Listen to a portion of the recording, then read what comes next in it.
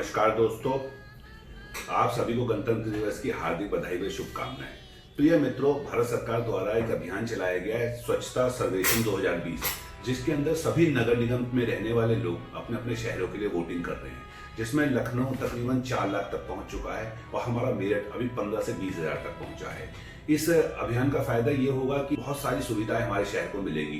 तो मेरा आप लोगों से हाथ जोड़कर निवेदन है, 31 जनवरी का लास्ट डेट है, तो अपने मोबाइल के अंदर एक स्वच्छता सर्वेक्षण 2020 एप्लीकेशन है ये, जो गूगल प्ले स्टोर में आप लोगों को मिल जाएगी। इसे डाउनलोड कीजिए, इसमें जाकर अपने मेरठ के लिए वोटिंग कीजिए। आपका मेरठ नंबर 1 बने, ये हमारा भी सपना है, आपका भी सपना है, तो इस सपने को हमें ही पूरा करना होगा। तो आज ही आप एप्लीकेशन डाउनलोड कीजिए, वोटिंग कीजिए और लोगों से भी कराइए। अपने मित्रों को लिंक भेजिए और इस लिंक के माध्यम से वोटिंग कराइए। तो मेरा आप सभी लोगों से निवेदन है कि अपने मेरठ को नंबर 1 बनाने के लिए इस अभियान में आज से ही शामिल हो जाइए। जय हिंद, जय भारत।